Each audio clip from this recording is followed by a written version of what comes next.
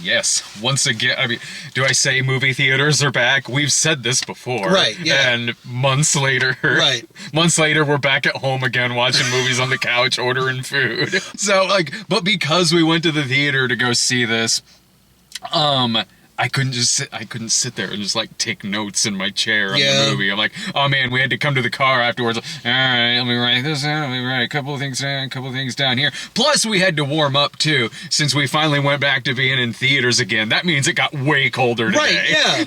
Yeah.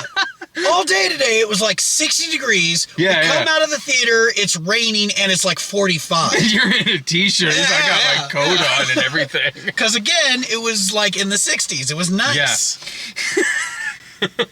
Really, I didn't have to take that much notes on this movie. This is the Bob Odenkirk movie that's the producers of John Wick and the director of Hardcore Henry made this vigilante kind of revenge hitman Bob Odenkirk action movie. I honestly really love this film. Did you? I did. I had a great time with this movie, man.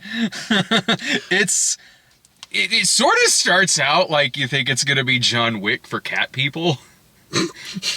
Or you could go to this movie thinking it's an origin story for Lloyd, kind of, because it opens up with what you see in the trailer where Bob Odenkirk is in the interrogation room and brings out like a thing of tuna, and I'm sitting there going like, is this gonna be like a big budget Neil Breen movie? Sweet. Is he eating tuna in there? No, it's because he's got his Siamese cat kitten with him. Yeah. It's a very simple story. It's a common one. It's a really common one that you see in a lot of films like this. I mean, you can describe the movie pretty quickly, like in that it's a dude who's a family man who does the same routine every week, is bored doing it, his family doesn't really respect him all that much, and then something happens and you find out he's got a much darker past. One thing leads to another, and Russian mafia is after him. You've seen this before in a lot of different movies, going all the way back to the 80s. It's just this movie, I thought, did it incredibly well. Really? Yeah, I did. Because what you just listed right there is why I just kind of felt this movie was just kind of meh.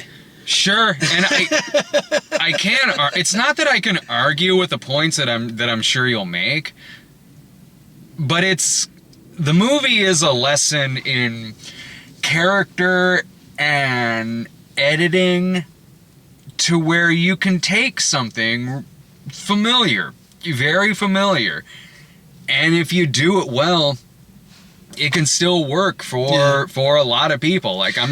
Now granted, the movie is my cup of tea. Right. Even a lot of revenge movie on the lower end of the scale, I'll still usually have some kind of fondness for. Yeah. But for that kind of movie, the kind of movie this is, for its pacing, its action sequences, its music cues, its use of soundtrack, the likability from the lead, how pretty intimidating the villain was and unpredictable. Yeah.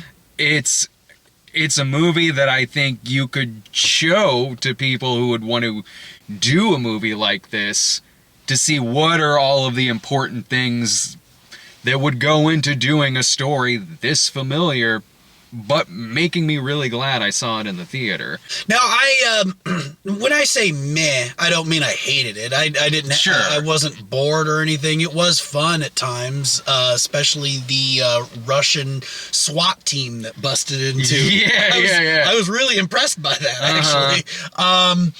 I just like you said, it's familiar, and I would go so far as to say too familiar, almost kind of cliche. I can't disagree. Yeah. And there are parts where it's pretty quick that suddenly he gets the Russian mafia to go after him. But I quickly accepted it, because it was just paced so well and made so well, and it's a likable and fun movie. But yeah, when he snaps back into his hitman mode, and goes out, and in John Wick, it's a dog that triggered this, and in this, it's like a cat bracelet that he goes out to find again. I like the little thing like that. And it doesn't take long at all for him to attack the wrong person. Right. Who doesn't have anything to do with the mission he went out to go do, to get this thing back from these people who robbed him. And right away, this psycho Russian guy is after him for injuring his brother. You're right. It's pretty quick that it goes from A to B in connecting those plots. It's just... I thought the movie was funny without being parody. Yeah. It definitely had its moments. Yeah, like when he goes out to get the bracelet and he goes into that tattoo parlor and the guy recognizes the kind of job this dude used to have. Yeah. And locks himself in like a panic room. In a panic room because of it. And a touch that I also really like too is that you could tell this guy has had training in the past, but he's not instantly perfect at it when he jumps back into it. Yeah, I did like that too. Like, you could tell he was like trying to get back into it, and he was a little rusty, and he was, you know. Yeah, he does get his ass handed to him. Yeah, like, I mean, he doesn't end up in the hospital afterwards or anything, but he takes should have. he should. At the end of the day, it is a revenge action movie, so he'll be fine. Other people might have off. Oh yeah, other people might have a tea kettle in their head, but he'll have a knife sticking in his chest. When I saw the trailer, I wasn't sure if it would start like with lines about just tell me where the cat bracelet is and things like that. I didn't know if there were going to be moments that would almost feel like it's a sketch on Mr. Show where it's like, what if Bob's an action hero? Yeah. I never felt like that watching it. Yeah, no, me neither. And I don't know, I kind of expected this to be like a, I don't know about, maybe a parody. Like I expected this to almost be kind of an action comedy, sort of, but I was glad it wasn't because I really loved how genuinely good Bob Odenkirk is. No, I agree. In this. I agree with that. I agree. He's good at being intimidating in this kind of role. And I bought it. I did. And there's funny stuff with Christopher Lloyd in this movie. Oh man, I was so glad to see Christopher Lloyd in something. Yeah, and he steals a few scenes in this really film. Does. He really does. Yeah, they give him some action-y stuff to do in the movie. Yeah. I was really sucked into the action sequences, like the chase scene where he puts the song in his tape deck. It's a very well edited movie. I love how he gets to his car after the confrontation at the club. He gets into his car and he just crosses his fingers like, "Come on, please." Yeah, exactly. Come on. And if there is some kind of like satirical edge to some of it, because there is some here and there in the movie. We talked about a few stuff that's pretty funny about it, but also I like that in the first part of it, this neighborhood and town that they're in and the people that they know fakely see themselves as an action hero type, like his brother and that cop and other characters who are that type that like this kind of fake machismo where they're the type of person that would say, "Oh, if I was there, I would have stopped this whole thing." Yeah. I like that. And there's good payoff that, especially with the brother, there's a really good payoff with that. Yep. So I like that this guy is kind of surrounded by people like that. Yeah. But it turns out he's the one who can like kill 5 guys. And I like that as well. I liked how he was just very quickly underestimated. Yeah. And I mean it's I did like that. I don't know. My problems with the movie were just like the way that the story was told. There was an awful lot of foreshadowing at the beginning. Who was his ham radio guy? Isn't it the guy who comes in later on in the movie? Yeah. But like, what's their relationship? Oh, you know what? I'm fine with that. And I'll tell you why. because I did like how every time he tried getting into exposition about his backstory, the people he was talking to die. Oh yeah. So okay, yeah. That was another comedic. Yeah. So because of that, I was fine with not really knowing I felt like I knew enough about him for me to not ask that many questions. Like, because it seems like the kind of thing he would probably say to these people, like, but they just die before he finishes his story. It's so good. That was so good. He would be like, he just got done like beating somebody up or shooting somebody, and they're like bleeding out, and he's like, "Let me tell you about me," and he gets halfway through dead. I like that. Like, and it did it just enough too to where it didn't get old or tiresome. Yeah, I mean, you're right. Like when they do bring in the Russian mafia, that is kind of when it's like, all right, you're almost kind of being too much like John Wick right now. Yeah. How something bad happens to the wrong guy, but this dude over here is related to him. But I can't get that upset about it. It's 1,000% a legit criticism. Yeah. I can't get that upset because it still just did it well. I like this nightclub Russian villain who just seemingly rips a tongue out of a guy's face when you first see. Man, that random dude he killed in the club. Did he rip his tongue?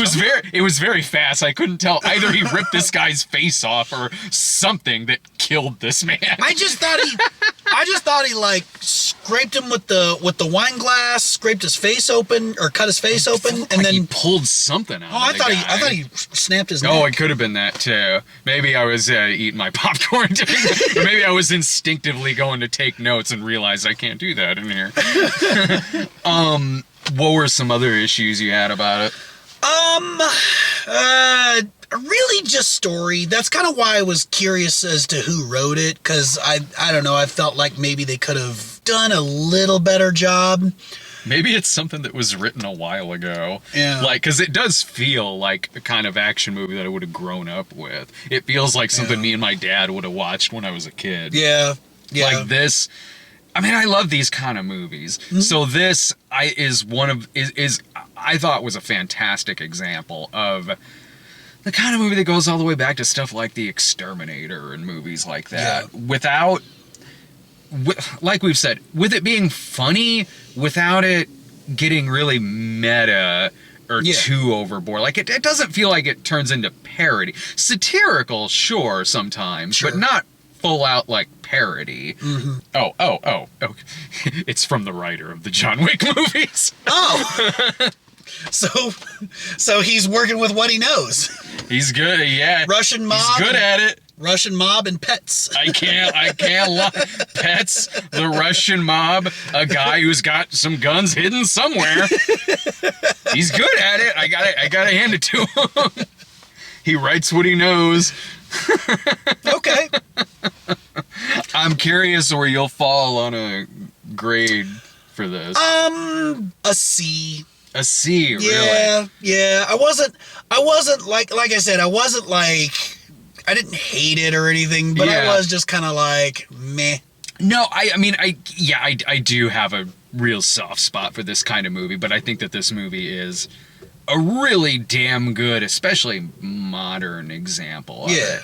I get what you're saying in terms of its originality and things like that. I do, but there was just enough good, solid writing in this, and editing and acting. You can tell that this is the kind of movie that's made from someone, whether it's, again, direction, writing, editing, who's really lived with this kind of movie for a long time and knows what the right buttons are to make it work, at least for me. I'd give it an A-. Really? Yeah. Wow. I think it's a really, really solid A-. So yeah, I dug it. I think it's worth seeing. It's only playing in theaters. Sure. I think it's worth seeing. Oh yeah, no, it's definitely worth seeing, especially if you like action flicks, like action. Would you call this action exploitation? or no? Sure. Okay. Yeah. I mean, it is. I'd call it like it is good, solid revenge movie porn. Okay. Like, Yeah. I'll say that. Revenge say that about it. exploitation. Yeah. Revenge exploitation. Yeah, you know. Is worse seen in the theaters, but you give it a C. You're like, Isn't that not a passing grade? a C? Yeah. It's like average. It's like saying rental. Yeah. Oh, well, okay. Full price. Pay $20 for it. It's all right.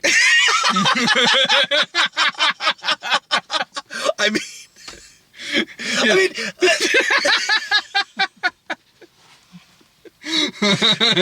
see, this is why at the start I was like, how does this grading system work? I guess we are back in theaters now. So yeah, anywhere from like, I'm sure I've given stuff a B before, Yeah. where I've been like, oh sure, it's worth paying in theaters. Oh, okay. Anywhere from like lower C to B minus is, you're kind of going, oh, it's worth a rental, or maybe cheap seats or something like that. D is sort of like, well, I won't stop you, but do you want to? And then, of course, F is just... See, F could go several different directions. F can sometimes absolutely mean see it. Like, there's... Oh, I get you. You know what I mean? So bad. Yeah, It's there's so some bad, it's Fs, good. man, where... Yeah, dude, there's some Fs where it's like, oh, Lord, do anything but watch that movie. And then there's some where it's like, oh no, pay full price to go see. I did put a poll up on YouTube earlier to be like, so 18% thought we'd give it an A, 19% said C. So you were in the C. They really kind of predicted this. Like, I'm in the A category, you're in the C category, and B got 54%, so it really averaged out. It's the 5% who's like, they're going to give it an F. Right.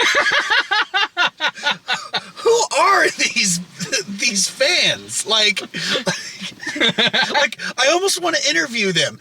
What makes you think we would give this an F? Maybe it's that they want us to give it an F. Oh, okay. It's just wishful thinking. We need an F movie on here. Maybe this will telepathically make them give it an F.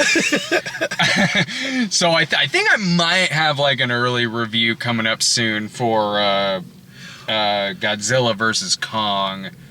Other than that, I'm not sure what's next weekend.